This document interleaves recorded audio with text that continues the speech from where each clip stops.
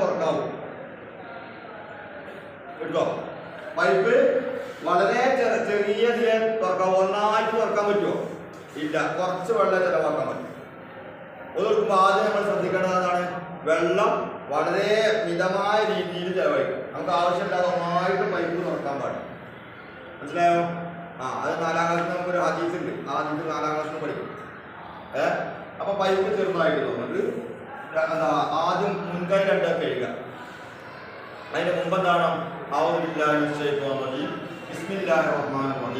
ഇപ്പൊ തൽക്കാലം അത്ര ചെല്ലിയാൽ മതി. പിന്നെ നമുക്ക് മുതിർന്ന ക്ലാസ്സിൽ കുറച്ചും കൂടി ചെല്ലാറുണ്ട്. അത് നമ്മൾ എന്തായില്ല ഇപ്പൊ പഠിക്കുന്നില്ല. ചെല്ലിയിട്ട് ഉദു എന്ന സുന്നത്തിനെ ഞാൻ വീട്ടുന്നു. 2 മുൻകൈ അത് പറഞ്ഞിട്ട് നീയത്ത് കരുതുക, മനസ്സിൽ കരുതും ചെയ്യാം, പറയാൻ ചെയ്യാം. ഉദുവിന്റെ സുന്നത്തിനെ ഞാൻ വീട്ടുന്നു. എന്നിട്ട് എന്തായി 2 കൈകൾ കഴുകുക. നമ്മൾ കൊറോണയിൽ കൈ കഴുകാൻ പറഞ്ഞിങ്ങനെ ഇങ്ങനെയൊക്കെ അതേമാതിരി തന്നെ ഇങ്ങനെ കഴുകിയിട്ട് പിന്നെ മിസ്വാക്ക് ചെയ്യും.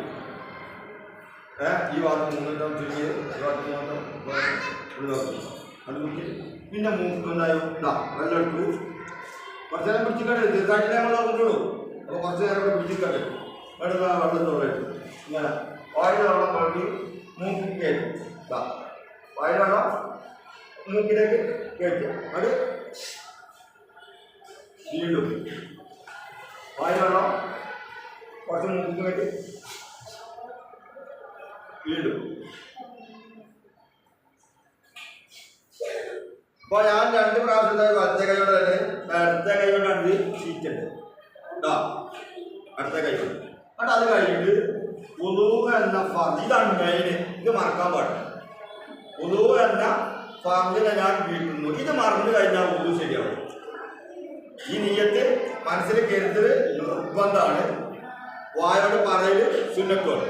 എന്തിനാ വായോട് പറയണേ? മനസ്സിൽ ഉറക്കാൻ വേണ്ടി. അപ്പൊ ഉദു എന്ന ഫർദിനെ ഞാൻ വീട്ടുന്നു എന്ന് പറഞ്ഞിട്ട് വെള്ളത്തിൽ ഇവിടെ വെക്കണ്ടേ മുകൾ ഭാഗത്ത് ഇവിടെ വെച്ചിട്ട്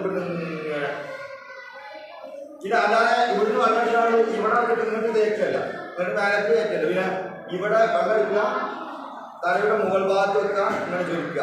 എന്നിട്ടോ എല്ലാ ഭാഗത്തേക്കും സാധാരണ തലമുടി കൊടുക്കാറുള്ള സ്ഥലം മുതൽ താടിയല്ലിന്റെ അറ്റം വരെ നീളത്തിലാണ്.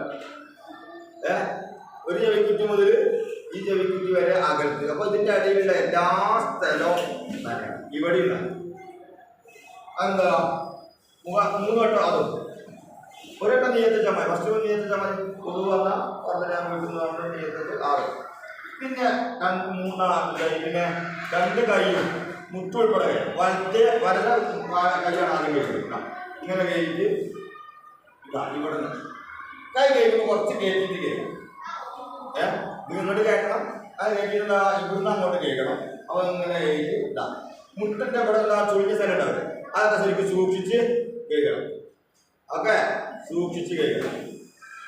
ചില കുട്ടികളെ